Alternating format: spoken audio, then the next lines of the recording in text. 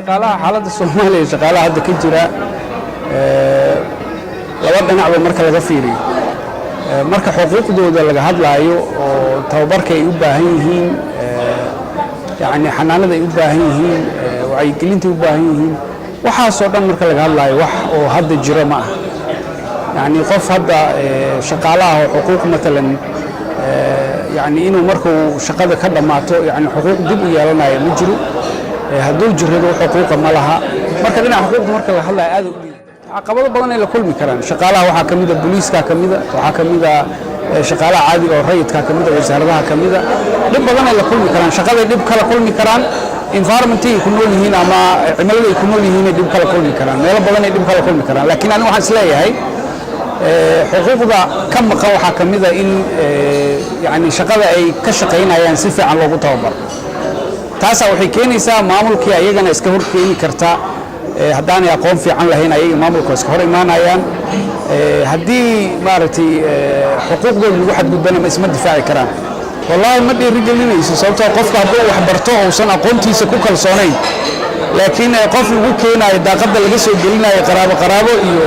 waa wax aad u xun waaye qofka niyad jab ay ku tahay ardayga weliba oo wax baranaya inuusan hadduu dadaalo oo si fiican wax u barto inuusan aqoontiisa wax ku helaynin dhib weyn ay ku leedahay dhaqan ahaanna mujtamaca uma fiicna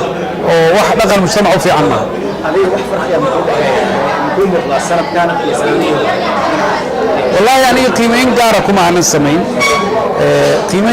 aanan samayn laakiin waxaan isleeyahay mar kasta oo nabaddu sii badato dadka xuquuqdooda badanaysa ama shaqaalaha aadaan ama dadka caadiga ha aadaan oo shacabka oo la xukumo haddii nabaddu sii badato waxaa badanaya isla xisaabtanka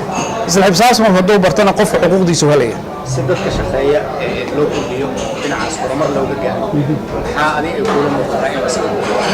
yani in la kordhiyo maxaa ka wadaa tiradooda in dadka shaqeynaya shaqo la'aanta inay yaraato say u yaraato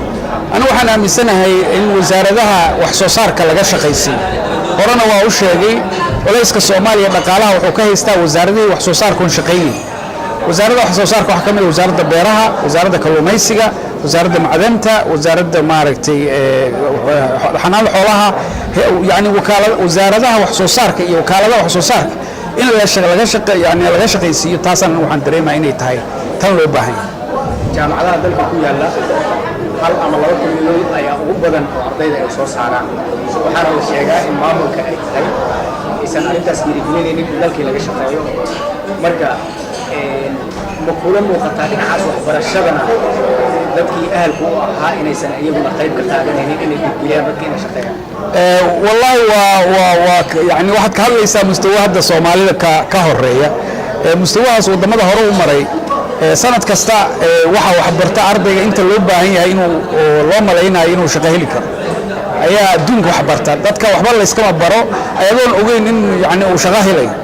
marka in la isku jaangooyo dadka wax baranaya iyo suuqa shaqaalaha aad ay muhiim u tahay yani baahida dalku u qabo aqoontaas intaasoo